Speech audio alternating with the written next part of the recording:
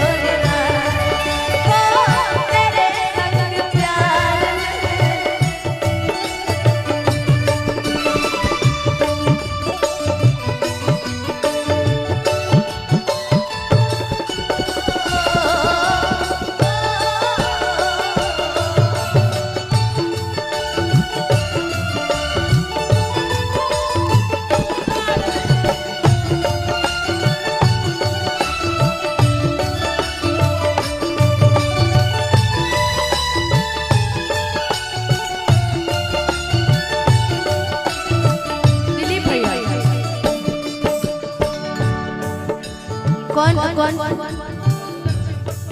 बकोदर ना चैम्बर के मेंबर अध्यक्ष है हमारे दिलीप भैया। बहुत बहुत आशीर्वाद पुरस्कार आया है उनकी तरफ से। जीना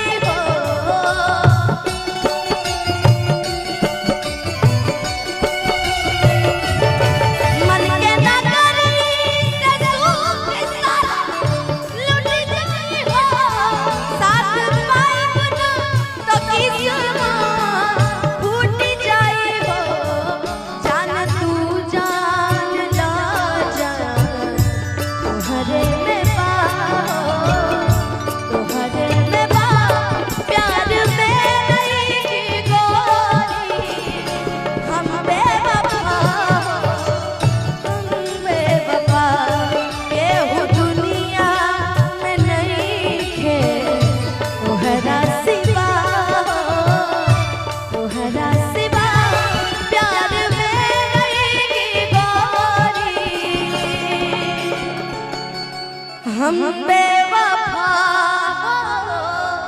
हम बेवफा। चाहेंगे कि एक ताली बजा के आप सभी आशीर्वाद दे दीजिए। और फरमाइशों के दौर पे ही चल रही हूँ मैं अभी।